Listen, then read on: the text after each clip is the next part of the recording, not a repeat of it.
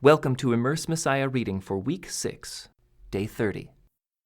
When Jesus had finished saying all these things, he said to his disciples, "As you know, Passover begins in 2 days, and the Son of Man will be handed over to be crucified." At that same time, the leading priests and elders were meeting at the residence of Caiaphas, the high priest, plotting how to capture Jesus secretly and kill him, but not during the Passover celebration, they agreed, or the people may riot. Meanwhile, Jesus was in Bethany at the home of Simon, a man who had previously had leprosy. While he was eating, a woman came in with a beautiful alabaster jar of expensive perfume and poured it over his head. The disciples were indignant when they saw this. "What a waste," they said. "It could have been sold for a high price and the money given to the poor." But Jesus, aware of this, replied, "Why criticize this woman for doing such a good thing to me? You will always have the poor among you, but you will not always have me. She has poured this perfume on me to prepare my body for burial. I tell you the truth. Wherever the good news is preached throughout the world, this woman's deed will be remembered and discussed." Then Judas Iscariot, one of the 12 disciples, went to the leading priests and asked, "How much will you pay me to betray Jesus to you?" And they gave him 30 pieces of silver. From that time on, Judas began looking for an opportunity to betray Jesus. On the first day of the festival of unleavened bread, the disciples came to Jesus and asked, "Where do you want us to prepare the Passover meal for you?" "As you go into the city," he told them, "you will see a certain man. Tell him, the teacher says, 'My time has come, and I will eat the Passover meal with my disciples at your house.'" So the disciples did as Jesus told them and prepared the Passover meal there. When it was evening, Jesus sat down at the table with the 12.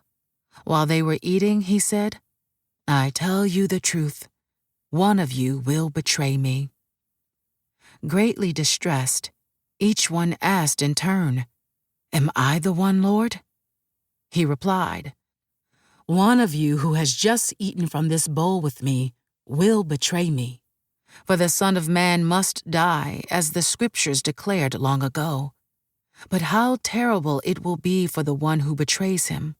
It would be far better for that man if he had never been born."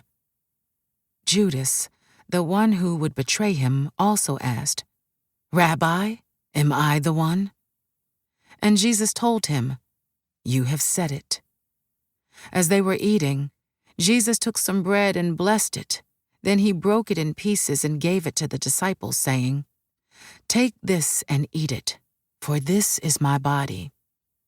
And he took a cup of wine and gave thanks to God for it.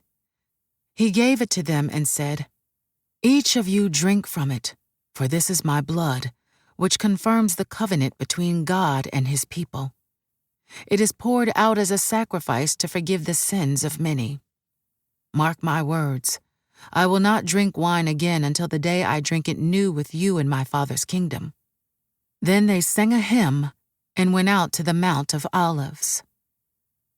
On the way, Jesus told them, "Tonight, all of you will desert me, for the Scriptures say, 'God will strike the shepherd, and the sheep of the flock will be scattered.'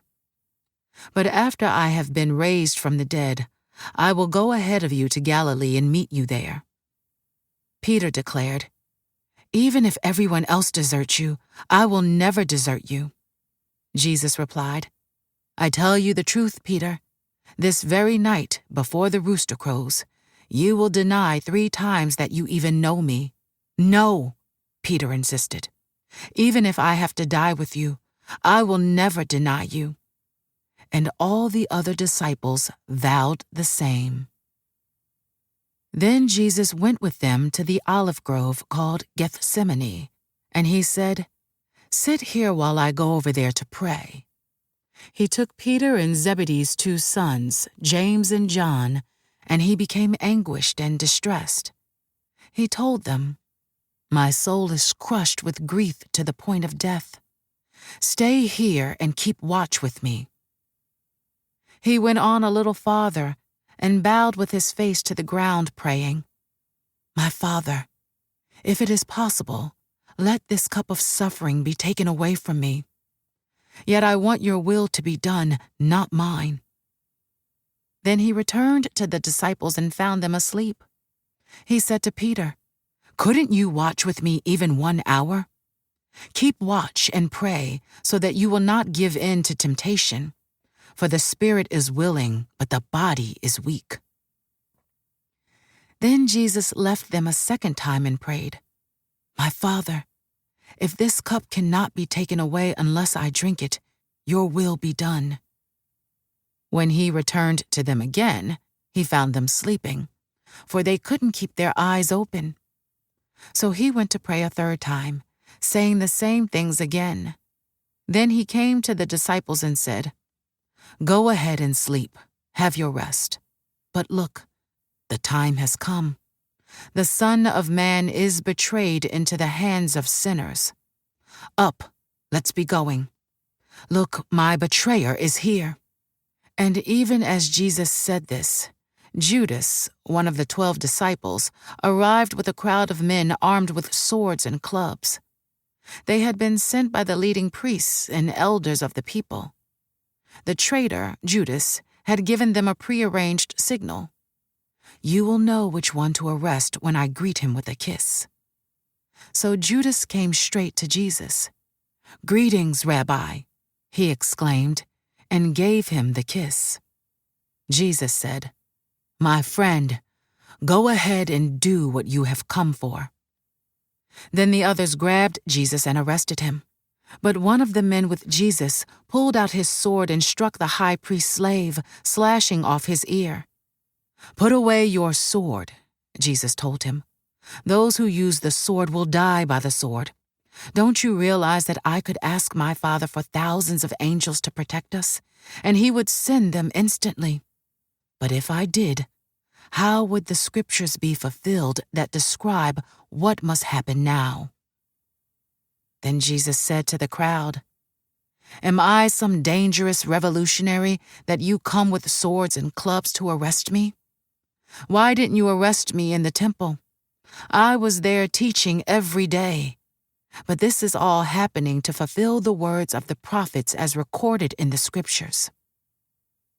At that point, all the disciples deserted him and fled. Then the people who had arrested Jesus led him to the home of Caiaphas, the high priest, where the teachers of religious law and the elders had gathered. Meanwhile, Peter followed him at a distance and came to the high priest's courtyard. He went in and sat with the guards and waited to see how it would all end. Inside, the leading priests and the entire high council were trying to find witnesses who would lie about Jesus so they could put him to death. But even though they found many who agreed to give false witness, they could not use anyone's testimony. Finally, 2 men came forward who declared, "This man said, 'I am able to destroy the temple of God and rebuild it in 3 days.'" Then the high priest stood up and said to Jesus, "Well, aren't you going to answer these charges? What do you have to say for yourself?" But Jesus remained silent. Then the high priest said to him, "I demand in the name of the living God, tell us if you are the Messiah, the Son of God." Jesus replied, "You have said it. And in the future, you will see the Son of Man seated in the place of power at God's right hand and coming on the clouds of heaven." Then the high priest tore his clothing to show his horror and said, "Blasphemy! Why do we need other witnesses? You have all heard his blasphemy. What is your verdict?" "Guilty," they shouted. "He deserves to die." Then they began to spit in Jesus' face and beat him with their fists, and some slapped him, jeering, "Prophesy to us, you Messiah. Who hit you that time?" Meanwhile, Peter was sitting outside in the courtyard.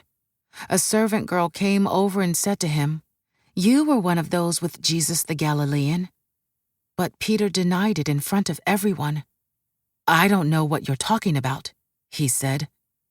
Later, out by the gate, another servant girl noticed him and said to those standing around, "This man was with Jesus of Nazareth."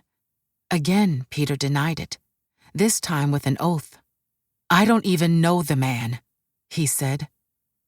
A little later, some of the other bystanders came over to Peter and said, "You must be one of them. We can tell by your Galilean accent." Peter swore, "A curse on me if I'm lying. I don't know the man." And immediately, the rooster crowed. Suddenly, Jesus' words flashed through Peter's mind. "Before the rooster crows, you will deny 3 times that you even know me."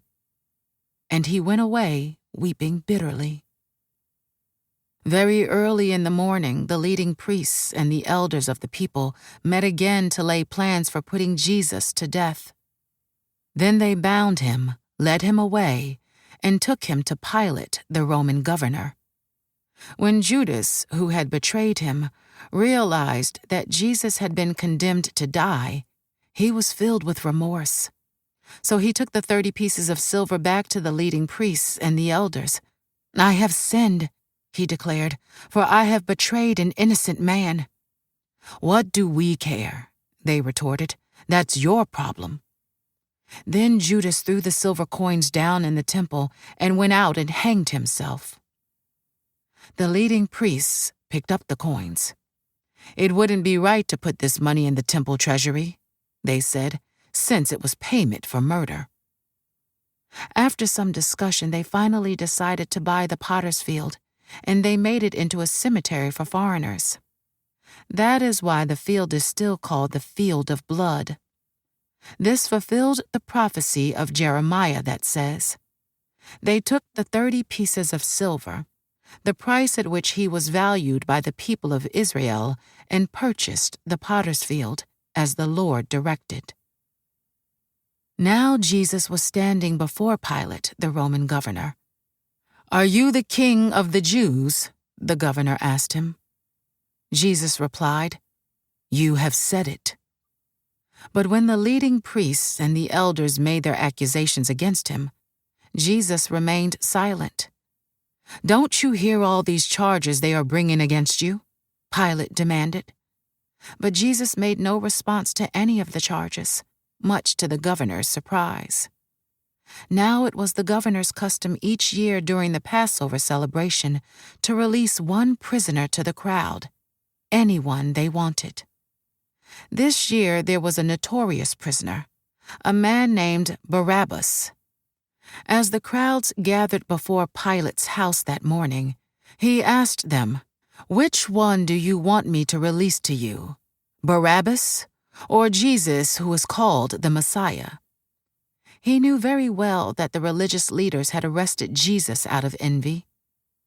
Just then, as Pilate was sitting on the judgment seat, his wife sent him this message: "Leave that innocent man alone. I suffered through a terrible nightmare about him last night." Meanwhile, the leading priests and the elders persuaded the crowd to ask for Barabbas to be released and for Jesus to be put to death. So the governor asked again, "Which of these 2 do you want me to release to you?" The crowd shouted back, "Barabbas." Pilate responded, "Then what should I do with Jesus, who is called the Messiah?" They shouted back, "Crucify him." "Why?" Pilate demanded. "What crime has he committed?" But the mob roared even louder, "Crucify him." Pilate saw that he wasn't getting anywhere and that a riot was developing. So he sent for a bowl of water and washed his hands before the crowd, saying, "I am innocent of this man's blood. The responsibility is yours." And all the people yelled back, "We will take responsibility for his death, we and our children." So Pilate released Barabbas to them, He ordered Jesus flogged with a lead-tipped whip, then turned him over to the Roman soldiers to be crucified. Some of the governor's soldiers took Jesus into their headquarters and called out the entire regiment. They stripped him and put a scarlet robe on him.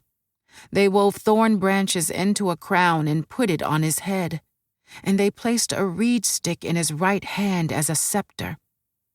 Then they knelt before him in mockery and taunted, "Hail, King of the Jews!" And they spit on him and grabbed the stick and struck him on the head with it. When they were finally tired of mocking him, they took off the robe and put his own clothes on him again. Then they led him away to be crucified. Along the way, they came across a man named Simon, who was from Cyrene, and the soldiers forced him to carry Jesus' cross, and they went out to a place called Golgotha, which means place of the skull. The soldiers gave Jesus wine mixed with bitter gall, but when he had tasted it, he refused to drink it. After they had nailed him to the cross, the soldiers gambled for his clothes by throwing dice. Then they sat around and kept guard as he hung there. A sign was fastened above Jesus' head, announcing the charge against him. It read, "This is Jesus, the King of the Jews." 2 revolutionaries were crucified with him, one on his right and one on his left. The people passing by shouted abuse, shaking their heads in mockery. "Look at you now," they yelled at him. "You said you were going to destroy the temple and rebuild it in 3 days. Well then, if you are the Son of God, save yourself and come down from the cross." The leading priests, the teachers of religious law, and the elders also mocked Jesus. "He saved others," they scoffed, "but he can't save himself. So he is the King of Israel, is he? Let him come down from the cross right now, and we will believe in him. He trusted God, so let God rescue him now if he wants him. For he said, 'I am the Son of God.'" Even the revolutionaries who were crucified with him ridiculed him in the same way. At noon, darkness fell across the whole land until 3 o'clock. At about 3 o'clock, Jesus called out with a loud voice, "Eli, Eli, lama sabachthani," which means, my God, why have you abandoned me?" Some of the bystanders misunderstood and thought he was calling for the prophet Elijah. One of them ran and filled a sponge with sour wine, holding it up to him on a reed stick so he could drink. But the rest said, "Wait, let's see whether Elijah comes to save him." Then Jesus shouted out again, and he released his spirit. At that moment, the curtain in the sanctuary of the temple was torn in two, from top to bottom. The earth shook, rocks split apart and tombs opened.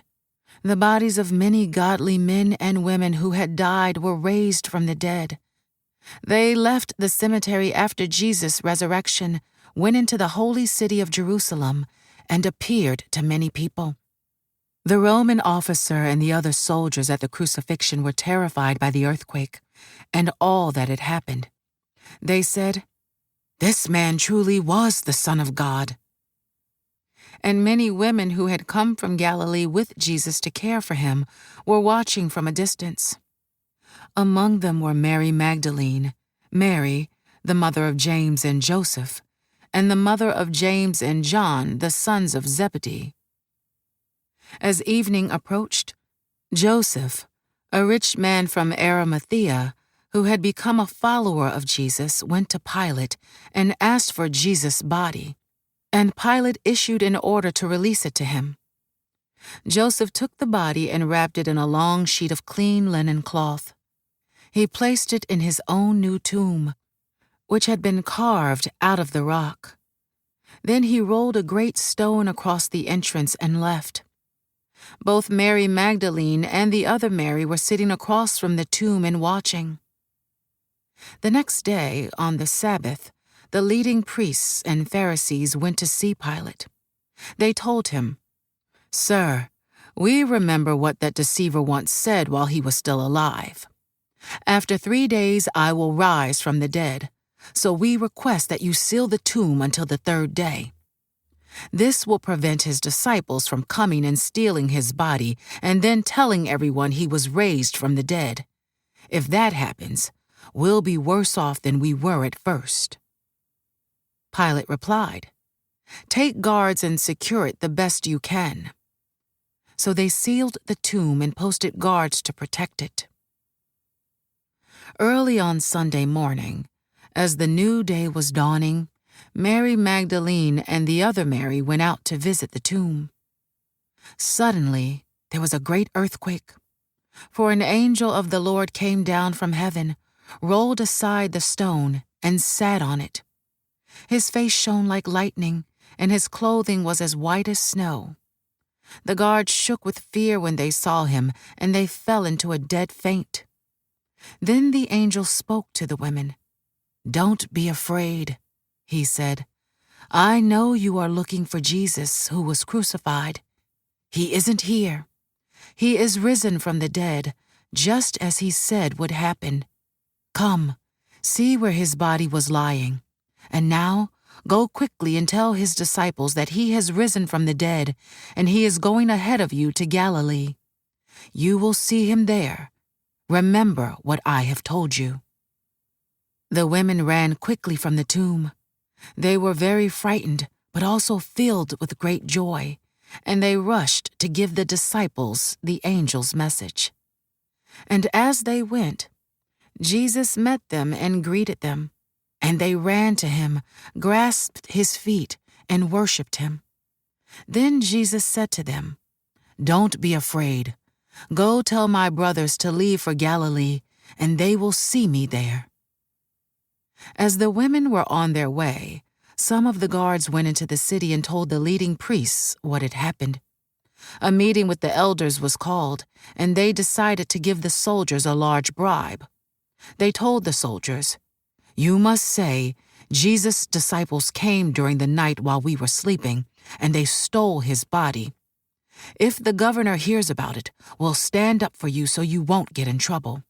So the guards accepted the bribe and said what they were told to say. Their story spread widely among the Jews, and they still tell it today. Then the 11 disciples left for Galilee, going to the mountain where Jesus had told them to go. When they saw him, they worshipped him, but some of them doubted. Jesus came and told his disciples, "I have been given all authority in heaven and on earth.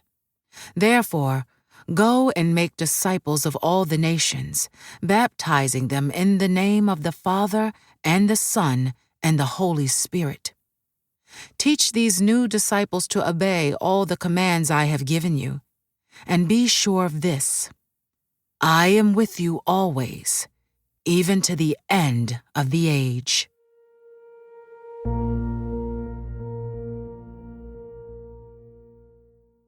This concludes today's Immerse reading experience. Thank you for joining us.